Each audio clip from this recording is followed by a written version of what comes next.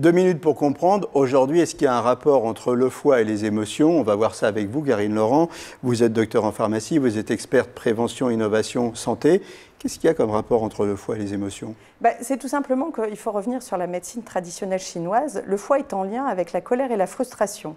Et que, bien évidemment, un foie qui fonctionne mal et un foie qui est extrêmement sollicité sur le versant émotionnel, sur la colère et les frustrations, mais c'est un foie qui va ralentir et moins bien marcher. Je vous rappelle juste les fonctions du foie. Il synthétise bien évidemment les protéines sanguines, il produit la bile, mais surtout, il métabolise les glucides et lipides et il détoxifie. Donc je vous laisse imaginer un peu ce qui se passe quand il marche mal.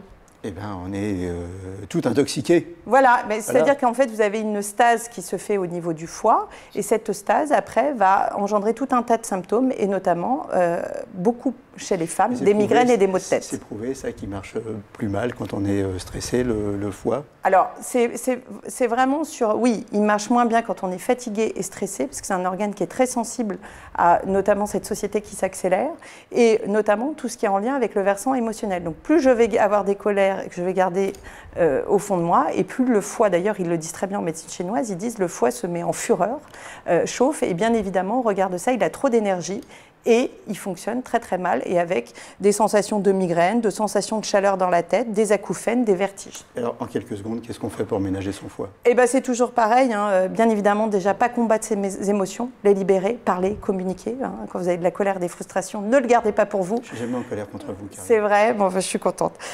Deuxième élément, il faut penser aussi à le détoxifier. Ça, il y a tout un tas de plantes, et donc je vous invite à avoir un professionnel pour vous accompagner là-dedans. Tout ce qui est à l'alimentation, faites attention à ce que vous mangez, l'hygiène de vie, le sommeil, l'activité physique, c'est important, et mettez une petite bouillotte pour le restimuler, ça le stimule énormément. Chouchoutez votre foie.